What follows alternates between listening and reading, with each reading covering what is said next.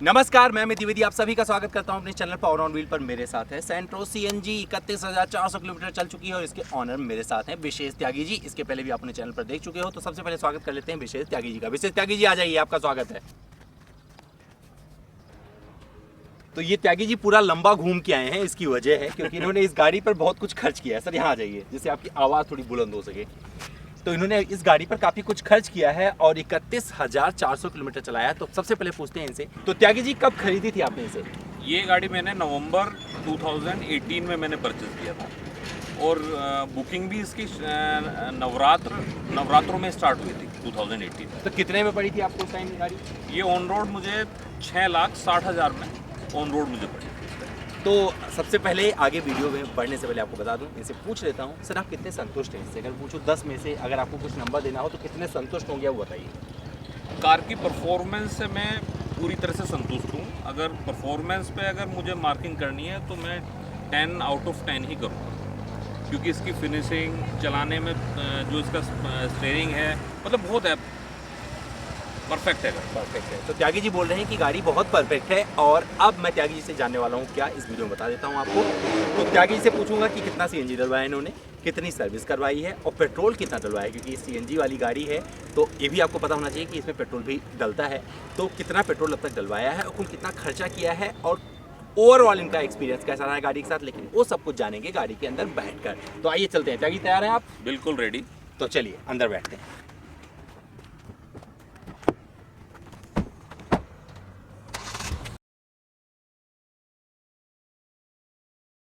तो चलिए दोस्तों, त्यागी जी के साथ ड्राइव पर चलते हैं और इनसे पूछते हैं और जानते हैं कुछ इनकी चीजें हैं। तो इन्होंने अपना फोन साइलेंट मोड पे डाल दिया है और अब सिर्फ बात होगी इस सेंट्रो सीएनजी के बारे में, जिसके मीटर पर अंकित है 31,400 किलोमीटर। मतलब एक व्यक्ति ने इसे खरीदा और 31,400 किलोमीटर चलाया, फिर अपनी बात रख रहे हैं। तो सर सबसे पहले बताइए कितनी सर्विस करवा चुके हैं? अभी तक मैं इसकी 3 पेड सर्विस, वो 3 फ्री सर्विस और 1 पेड सर्विस, मैं 4 सर्विस इसकी करा चुका हूँ और लगभग फ्री सर्विस और पेड सर्विस में 18 से 20,000 का मेरा खर्चा अभी तक आया है। तो आपको नहीं लगता सर ये कुछ ज्यादा टाइप? हाँ नहीं, ज्यादा है। जो मैंने लास्ट पेड सर्विस कराई थी उसी का 11,000 है। तो कुछ आपने एक्स्ट्रा काम करवाया, कोई पार्ट्स वगैरह डलवाए या कुछ गाड़ी खराब चलाई थी जिसकी वजह से दिक्कत हुई? नहीं, इसका कोई पार्ट नहीं डला, सब एज इट इज कंपनी का ही है, क्योंकि सिंगल हैंडेड गाड़ी है। लेकिन जो वहाँ पे सर्विस करते हैं या फिर जो चीज़ें बोलते हैं कि सर ये करा लो या अलाइनमेंट चाहिए या ये चाहिए, तो वो तो कराना होता ही है। तो वो सब मैंने कराया है, इसके अलावा मैंने कोई भी एक्स्ट्रा नहीं कराया। लेकिन सर्विस का बिल बहुत ज़्यादा है। तो आपने बोला ये सबसे बड़ा ड्रॉबैक मुझे इसमें हुंडई में यही लगा और इस गाड़ी को परचेस करने का, कि जो फ्री सर्विस है वो भी मेरी 5,000 के आसपास मुझे पे करना पड़ा। पहली सर्विस 2-2,500 के आसपास हुई थी, फिर जो 2 फ्री सर्विस थी वो 5,000 के आसपास हुई और लास्ट जो मेरी सर्विस अब मैंने जो फुल्ली पेड थी वो 11,000 का बिल है उसका। मैंने उनसे पूछा कि भाई आपका तो, क्योंकि मेरा एक फ्रेंड है, जब मैंने सेंट्रो ली थी तब उसने होंडा अमेज परचेज की थी, तो उसका अभी तक का जो बिल, क्योंकि उसकी भी पेड स्टार्ट हो गई है, तो उसका 5-6 हज़ार का बिल आता है। तो जैसा कि आपने शुरू में बोला आप बहुत ही संतुष्ट हैं इस गाड़ी से, तो संतुष्टि कहाँ से देती है? नहीं, कार की परफॉर्मेंस से मैं संतुष्ट हूँ। 2-4 चीजें हैं जो नेगेटिव हैं अब इसमें, जो होनी चाहिए थी लेकिन नहीं है, लेकिन बाकी ओवरऑल इसकी परफॉर्मेंस सारी चीजें अच्छी हैं, लेकिन सर्विसिंग बहुत बेकार है। तो सबसे अच्छी वो हो सकता है डीलर पार्ट पे हो, या हो सकता है कंपनी उस साइड में ना देख रही हो, या ना वो चेक कर पा रहे हो कि इतना ये क्यों चार्ज कर रहे हैं, या फिर क्यों जो हमारा कस्टमर है उसका 3 या 4 सर्विस पे इतना हैवी अमाउंट इन्होंने क्यों चार्ज किया है। क्या हमारे प्रोडक्ट में कमी है या फिर वो डीलर गलत चार्ज कर रहा है? ये शायद कंपनी को, हुंडई को इन चीज़ों पर नज़र रखनी चाहिए, क्योंकि टेक्निकली वो मैं नहीं, अगर मेरे से कोई टेक्निकल आदमी मैकेनिक ये बोलेगा कि सर इस बार आपको ये कराना है, नई गाड़ी है, तो मैं तो वो कराऊंगा ही। अब क्या नहीं कराना है, वो एडवाइस मुझे सही दे रहा है, गलत दे रहा है इन सब चीज़ों पे, या फिर क्या वो मेरे से चार्ज कर रहे हैं। ये नया मॉडल लॉन्च किया था हुंडई ने, ये चीज़ें तो उन्हें एक बार मतलब चेक करनी चाहिए अपने लेवल पे कि वो कस्टमर से क्या चार्ज कर रहे हैं। तो त्यागी जी की इस विशेष टिप्पणी के बाद में एक चीज़ समझ में आती है कि मुझे भी आपको बताना चाहिए, अपनी ज्ञानशाला में बताऊंगा कि आपको क्या जब सर्विस करवाने जाते हैं तो किन बातों का ध्यान रखना चाहिए। इसके लिए अलग वीडियो बनाऊंगा त्यागी जी। लेकिन सबसे पहले विशेष टिप्पणी उस पर दीजिए जहाँ पर इस गाड़ी ने आपको संतुष्ट किया है। सबसे पहले इसकी संतुष्टि ये है, इसका गाड़ी का एसी अच्छा है। छोटी गाड़ी में रेयर एसी का पहली बार इन्होंने जो दिया था वो बिल्कुल ठीक है। माइलेज इसका ठीक है। अगर मैं दिल्ली से सीएनजी अगर इसमें डलवाता हूँ तो करीब 350 के आसपास की सीएनजी आती है, 350 पौने 400 की सीएनजी इसमें आती है।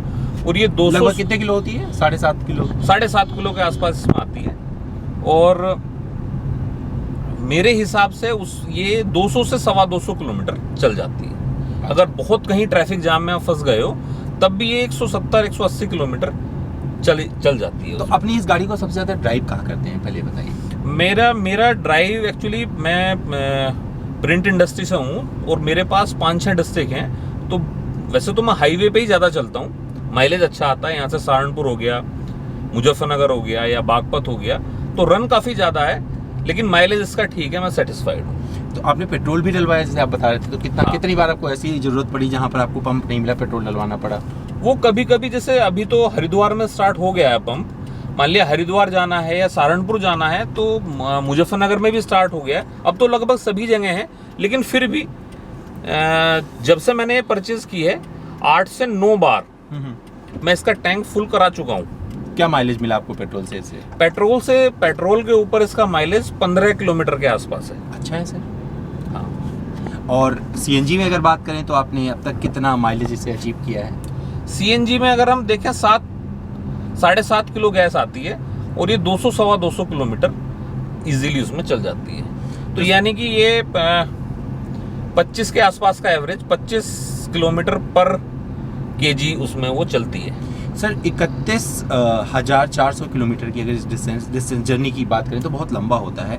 तो इसमें कभी कुछ ऐसा आया जहां पर आपको लगा हो कि आपने गाड़ी क्यों खरीद ली, कुछ और क्यों नहीं खरीदा? नहीं, केवल एक तो मुझे जब सर्विस पार्ट, पहला तो जो मुझे लगा कि यार सर्विस बहुत महंगी है। फिर दूसरा मुझे लगा अगर सर्विस इतनी महंगी है तो पता नहीं पार्ट कितने महंगे होंगे, क्योंकि 4-5 साल के बाद में जनरली जो कार हैं वो मेंटेनेंस मांगना स्टार्ट कर देती हैं, जो रबड़ के इसमें इधर उधर हैं चीज़ें। अच्छा, दूसरा मुझे लगा कि कुछ चीज़ें इसमें होनी चाहिए थी, क्योंकि 6,60,000 एक अच्छा अमाउंट होता है छोटी कार के लिए अगर आप परचेज करते हो। तो क्या चीज़ें थी जो आपको तकलीफ होती है सोचकर? जैसे कि जब मैंने बुक कराई थी तो उन्होंने बोला था कि जो इसका स्टीरियो है उसमें नेविगेशन सिस्टम भी है। तो मैं 4-5 बार मैंने ट्राई किया। जो नेविगेशन सिस्टम है, या तो मेरा फ़ोन हैंग हो जाता है क्योंकि फ़ोन से कनेक्ट करना होता है, या फिर ये सिस्टम हैंग हो जाता है।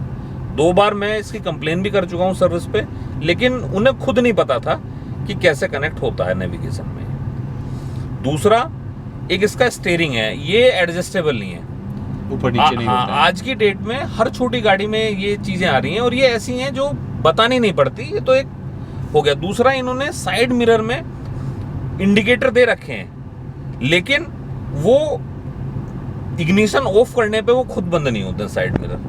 अगर मुझे कहीं गाड़ी पार्क करनी होगी तो मैं पहले बाहर निकलूंगा, फिर दोनों साइड मिरर बंद करूंगा, फिर मैं जाऊंगा। और ये एक बहुत छोटा सा फंक्शन है जो ये दे सकते थे। त्यागी जी, अभी तक अपनी गाड़ी में आपने कितने लोगों को बिठाया है? अभी तक तो मैक्सिमम 4 या 5। अच्छा, तो अपनी फैमिली के साथ कितने, मतलब लंबी यात्रा की है उनके साथ दूरी? हाँ, नहीं, मैंने जो कार है इससे मतलब लंबी ही यात्रा की है। यहाँ से मैं जैसे हरिद्वार निकल गया, कोटद्वार निकल गया, मतलब सिंगल डे वापसी भी की है। नहीं, मैं गाड़ी की परफॉर्मेंस से सेटिस्फाइड हूँ, लेकिन सर्विस से नहीं हूँ। ओके, तो सीएनजी का जो बेस्ट यूज हो सकता है पूरा त्यागी जी ने उठाया है। तो अभी जब माइलेज की चर्चा शुरू की थी, वहाँ पे माइलेज रह गया, तो सीएनजी से क्या माइलेज आपको मिला है बताइए? आपने एक ओवरऑल बता दिया था, बट मतलब सपोज करिए आपने 25 के आसपास का माइलेज सीएनजी पे देती है। मतलब 1 किलो सीएनजी में 25 किलोमीटर की यात्रा ये तय करती है। अगर ट्रैफिक, कोई बड़ा ट्रैफिक जैम या कोई वैसा नहीं है तो 25 का 24-25 का एवरेज देती है। अच्छा त्यागी जी, अगर कोई आपसे पूछे कि उसे सीएनजी खरीदनी तो आप कौन सी गाड़ी सजेस्ट करोगे? नहीं, सीएनजी में तो सर्विस को देखते हुए तो मैं फिर मारुति सजेस्ट करूंगा। अच्छा, और अगर कार की परफॉर्मेंस या कार का वो देखना है तो फिर मैं सेंट्रो सजेस्ट करूंगा। मतलब अगर प्रीमियमनेस पे कोई जाना चाहता है, हाँ। बढ़िया से गाड़ी चाहिए, हाँ, इस हाँ, हाँ, रेंज जो है, तो हाँ, ये उसके लिए हाँ, सेंट्रो ज्यादा अच्छी है। हाँ। लेकिन छोटी कार लेकिन सेंट्रो तब लेनी चाहिए जो आपकी 3-4 बात मान जाए। हाँ। एक तो आपकी जो दिक्कत है वो विशेष दिक्कतें हैं कुछ आपकी, नहीं ये नेविगेशन नहीं मानता है आपकी नहीं, बात। ये तो ये दिक्कतें तो इतनी बड़ी नहीं है। ये दिक्कतें तो चलो हम कर सकते हैं। सबसे बड़ी दिक्कत क्या है, जब हम कार परचेस कर लेते हैं तो वो सर्विसिंग की आती है। अगर आप सर्विसिंग पार्ट पे ही अनसेटिस्फाइड हो या फिर आपको लग रहा है कि यार इसकी जो वो चार्ज कर रहे हैं वो ज़्यादा कर रहे हैं, और कंपनी खुद अपनी साइड से, क्योंकि ये नया मॉडल न्यू सेंट्रो लॉन्च की थी, मुझे लगता है शायद 3-4 साल ये मॉडल बंद था सेंट्रो, फिर उन्होंने रीलॉन्च किया था न्यू लुक में। आप एकदम सही हो। तो एटलीस्ट काफी समय के बाद लॉन्च किया। हाँ, और एटलीस्ट, और मैंने जो इसकी बुकिंग की थी वो लॉन्चिंग से पहले जो बुकिंग ओपन होती है, मैंने तभी बुकिंग करा दी थी ये कार। तो एटलीस्ट कंपनी को जो पहले साल के उनके कस्टमर थे उन पे एटलीस्ट उनको ये तो चेक करना चाहिए था कि जो हमारे डीलर्स हैं वो सर्विसिंग के उनसे क्या चार्ज कर रहे हैं। ओके। तो जैसे त्यागी जी अभी ये गाड़ी आई सामने और आपने सडन ब्रेकिंग किया और आप रुक गए, तो कभी कुछ और गाड़ी में काम आया इसकी वजह से, जैसे कोई छोटी मोटी दुर्घटना हुई? ना कोई इसके अभी तक कोई दुर्घटना नहीं घटी है। अभी हालांकि एक वाइपर इसका किसी ने पार्किंग में खड़ी थी, किसी ने तोड़ दिया, तो मेरी एजेंसी पे बात हुई है। वो बहुत महंगा है, 3000 रुपए की इसकी वाइपर, एक असेंबली वो होती है, किट होती है, वो 3000 की कॉस्टिंग उन्होंने बताई है। अच्छा। तो मारुति का अगर हम पूरा सेट ही हम चेंज कर दें तो मुझे लगता नहीं कि वो 3000 रुपए लगेंगे। नहीं, पता करिएगा एक बार। हाँ नहीं वो नहीं, मेरा एक मानना है, क्योंकि इससे पहले मेरे पास ऑल्टो थी। अच्छा। ऑल्टो के दोनों वाइपर ही 400 रुपए का जाते थे अच्छा अच्छा। मार्केट से जब हम परचेस करते थे। वो 3000 की केवल इन्होंने, वो किट है छोटी सी, वो किट बदली जानी है, उसका रेट बताया। तो ये तो जैसे कि पहली चीज मेरे सामने आई, अभी तक तो ऐसा आया नहीं था। अच्छा, पावर की कभी कमी महसूस हुई आपको गाड़ी में? पावर की कभी कमी नहीं है, थोड़ा सा सीएनजी में हाँ जो पिकअप है थोड़ा सा कम रहता है, लेकिन वो ऑब्वियसली पेट्रोल और सीएनजी पे कुछ तो डिफरेंस हो गई। अच्छा, इस गाड़ी में बैठ के आप अपने आप को कितना सेफ महसूस करते हैं? सेफ, एयरबैग दिया हुआ है इसमें, इसीलिए मैंने पूछा है। और बाकी इसके जो बॉडी पार्ट्स हैं, जो मुझे लगता है, जो मैंने देखे हैं मारुति के कंपैरिजन में, वो मुझे थोड़े से ज़्यादा अच्छे वो लग रहा है कि क्वालिटी ज़्यादा बेहतर है। मारुति की थोड़ी हल्के पार्ट्स हैं, लेकिन ओवरऑल गाड़ी की परफॉर्मेंस से मैं सेटिस्फाइड हूँ। केवल सर्विस पार्ट पे मैं, और सबसे बड़ी मेरी नाराजगी ये भी है हुंडई कंपनी से कि वो खुद क्यों नहीं वॉच कर रहे, या खुद वो क्यों नहीं अपनी साइड से ध्यान दे रहे कि नया मॉडल लॉन्च किया था और जो कस्टमर है उनसे डीलर्स क्या चार्ज कर रहे हैं। ओके।